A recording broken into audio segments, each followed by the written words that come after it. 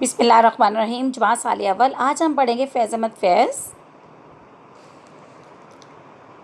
فیض احمد فیض عزیز طلبات 1911 میں ناروال کے گاؤں کالا قادر میں پیدا ہوئے۔ ابتدائی تعلیم انہوں نے سیالکوٹ سے حاصل کی۔ میٹرک مشن اسکول لاہور اور انٹرمیڈیٹ میرے کالج سیالکوٹ سے کیا۔ گورنمنٹ کالج لاہور سے انہوں نے 1931 میں BA آنرس کیا۔ 1933 میں MA انگریزی کیا اور 1934 میں اورینٹل کالج لاہور سے ہی MA عربی بدرجہ اول جو ہے انہوں نے پاس کیا۔ 1935 میں MA کالج امرتسر میں انگریزی کے لیکچرار مقرر ہوئے۔ یہ کالج جو تھا ان دنوں ترقی پسندی کا گڑھ تھا، چنانچہ فیض نے ان تحریک میں بڑھ چڑھ کر حصہ لیا۔ بعد میں اہل کالج لاہور میں انگریزی کے استاد مقرر ہوئے۔ 1942 میں فوج کے تعلقات عامہ کے شعبے سے وابستہ ہو گئے اور کرنل کے عہدے تک بھی پہنچے۔ آپ روزنامہ پاکستان ٹائمز، روزنامہ امروز، ہفت روزہ لیل النہار، ماہنامہ ادب لطیف سے بھی وابستہ رہے۔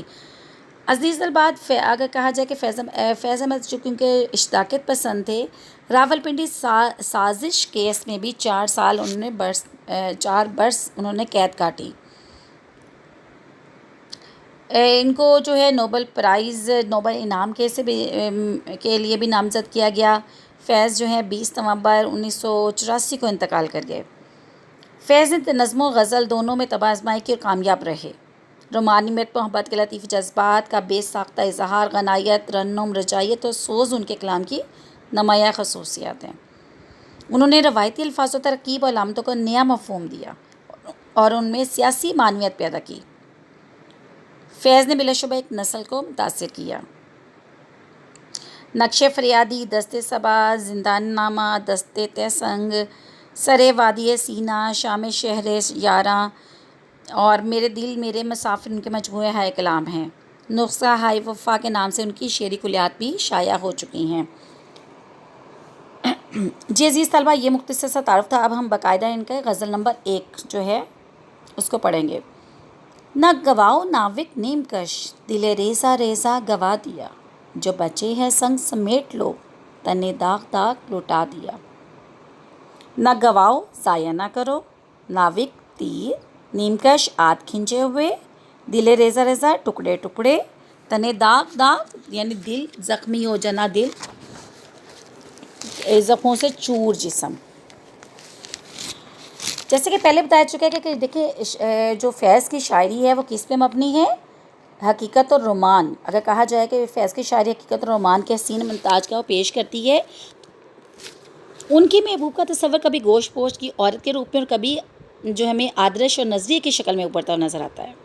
اس شعر میں فیض کی فکر کے دونوں حوالے ملتے ہیں۔ شاعر اپنے محبوب سے مخاطب ہے کہ تم اپنی نظروں کے آدھ کھنچے تیروں کو کس بہتر وقت کے لیے بچا رکھو کہ ہمارا دل تو پہلے ہی ریزہ ریزہ ہو چکا ہے، اب اس سے مزید ٹکڑے ہونا ممکن اور مناسب نہیں۔ شعر کا دوسرا مصرع بھی اسی مضمون میں مشتمل ہے اور خیال کو مزید تقویت دے رہا ہے۔ کہتی ہیں کہ پتھروں کا جو ڈھیر تم نے جمع کیا تھا تاکہ مجھ پر سنگ زنی کر سکو، اس ڈھیر میں سے بچے ہوئے پتھر سمیٹ لو، یعنی وہ پتھر سمیٹ لو کیوں کہہ رہے ہیں؟ تاکہ کسی اور موقع پر کام آئیں گے، کیونکہ میرا جسم تو پہلے ہی زخم سے چور ہو چکا ہے، اب مزید مجھ پر کیا سنگ زنی کرو گے؟ اس میں سے سنگ سے لفظ دھیان اس سنگ زنی کی جانب بھی جاتا ہے، جس کا نشانہ فیض اور اس کے قبیلے کے دوسرے لوگوں کو اپنے آدرش یعنی اپنے نظریے کے باعث بننا پڑا۔ اب یہاں پہ دیکھیں کسی شاعر نے کیا خوب کہا ہے کہ عمر بھر سنگ زنی کرتے رہے اہل وطن، عمر بھر سنگ زنی کرتے رہے اہل وطن، یہ لگ بات کے دفنائیں گے اعزاز کے ساتھ۔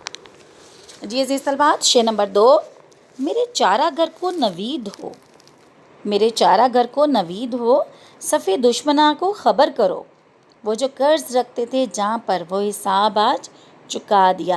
دیکھیں عزیز طلبات، ہم نے پہلے جو میں نے تعارف میں بتایا کہ ان کے شعر میں ہمیں دیکھیں ترنم ملتا ہے، تو ایک شعر جب آپ پڑھتے ہیں تو اس میں دیکھیں موسیقیت ہے، ترنم ہے، لے ہے۔ چارہ گر کا مطلب ہے معالج، خیر خواہ، نوید کا مطلب خوشخبری، صفِ دشمناں کا مطلب دشمنوں کو کی کثیر تعداد، چکانا کا مطلب ہوتا ہے بے باک کر دینا۔ فیض اس شعر میں کیا کہہ رہے ہیں کہ ہم نے عشق کے راستے میں اپنی جان گنوا کر محبوب کی مسیحائی کا بھرم رکھ لیا ہے، کیونکہ اس کے چارہ گری اور دل بری کا یہ مرحلہ نہایت دشوار ثابت ہو رہا تھا۔ چارہ گری مسیحائی کے منصب پر فائز رہنے کے لیے اسے نہایت کڑے امتحان کا سامنا تھا، کیونکہ ہم جس مرض یا نشے میں مبتلا تھے اس کا علاج کرنا اس چارہ گر کے لیے ممکن نہ تھا، اور وہ ناکام ہو کر شرمندہ ہوتا۔ ہم نے جان دے کر اسے شرمندگی سے بچا لیا۔ دیکھیے کسی شاعر نے کیا خوب کہا ہے کہ الفت کا نشہ جب کوئی مر جائے تو جائے ہے، الفت کا نشہ جب کوئی مر جائے تو جائے ہے، یہ درد سر ایسا ہے کہ سر جائے تو جائے ہے۔ پھر ہماری جان سے گزرنے کی یہ خبر ہمارے دشمنوں کے لیے نہایت انوکھی ثابت ہوگی، کیونکہ ایک تو وہ ہم سے ایسی قربانی کی توقع نہیں رکھتے تھے، اور دوسرے عشق کے میدان میں ہماری سرخروئی کی خبر بھی ان پر بجلی بن کر گرے گی۔ شعر نمبر 3 دیکھیے، کرو کج جبیں پہ سرے کفن، میرے قاتلوں کو گما نہ ہو، کہ غرور عشق کا بانگ پن پس مرگ ہم نے بلا دیا۔ کج کا مطلب ہوتا ہے عزیز طلباء ٹیڑھی، جبیں ماتھا، پیشانی، سرے کفن ہوتا ہے کفن کا کونا جو ہم کہتے ہیں، باغ پن ہوتا ہے شوخی یا وزاداری، پس مرگ ہوتا ہے مرنے کے بعد۔ بڑا خوبصورت شعر فیض احمد فیض کا یہ۔ شاعر کیا کہتے ہیں، شاعر کیا کہہ رہے ہیں کہ ہم نے عشق کے راستے میں اپنی جان تو دے دی، اور یہ کیا کر دیا، اور یہ کام بھی ہم نے عین اپنی منشا کے اپنی اس کے مطابق کیا، لیکن بہت ممکن ہے اس دشوار گزار مرحلے سے گزرنے کے بعد ہمارے دشمن قاتلوں کو خیال گزرے کہ ہم نے اس شخص کو قتل کر کے اس کا غرور خاک پہ ملا دیا، اور اس کا عشق اور اس کا باغپن ختم کر دیا۔ فیض کہتی ہیں کہ ایسا نہیں ہے، ہمیں اپنے عشق پر فخر تھا، اور اس کی لاج رکھتے ہوئے ہم نے اپنی جان کی قربانی دی ہے، مگر ہم نے مرنے کے بعد اپنے باغپن سے دستبردار نہیں ہوئے۔ اب دشمن کو کیسے پتہ چلے کہ مقتول کا باغپن ختم نہیں ہوا؟ شاعر کہتی ہیں، اے دوستو، میرے کفن کا ایک سرا جو ہے ذرا تھوڑا سا ٹیڑھا کر دو، جو اس کی بات کی علامت ہوگا کہ مرنے کے بعد بھی ہماری شوخی، وزاداری اور باغپن بس جو ہے ویسے ہی تھا، وہ ختم نہیں ہوا۔ خیال رہے عزیز طلباء، یہاں پہ باغپن کا لفظ استعمال ہوا، تو باغپن جو تھے ایک خاص طرز حیات لائف سٹائل کا نام ہے، خصوصاً لکھنؤ کے حوالے سے۔ دور زوال میں باغپنوں کا ایک طبقہ پیدا ہو گیا تھا جو ہمیشہ سر پر ایک ٹیڑھا دوپٹہ باندھا یا ٹوپی کو ٹیڑھا رکھتا، اکڑ کر چلتا، لوگوں کو مرعوب کرنے کے لیے اپنے پاس ہمیشہ ایک قسم کا خنجر یا چھری رکھتا۔ بانگ کے مزاجن باغی اور شورش پسند ہوتے تھے اور ہر دم لڑائی پر آمادہ ہو جاتے تھے۔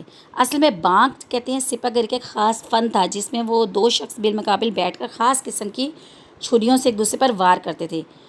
اچھا دیکھیے اس میں دیکھیے مولانا عبدالحلیم شرر نے بھی گزشتہ لکھنؤ میں لکھا ہے کہ فنون جنگ میں یہ بہت اہم اور نہایت جو ہے فن تھا، رسولاً دوسرے فنون پر فوقیت رکھتا تھا۔ شریف زادے خاص کوشش اور خاص شوق سے اس فن کو سیکھتے تھے، لیکن زمانے کے ساتھ ساتھ یہ فن بھی زوال پذیر ہو گیا۔ بانکوں کے ساتھ شہرت پسندی، بہرا روی، کس قدر بدماشی، خود سری اور ٹیڑھا پن منسلک ہو گئے۔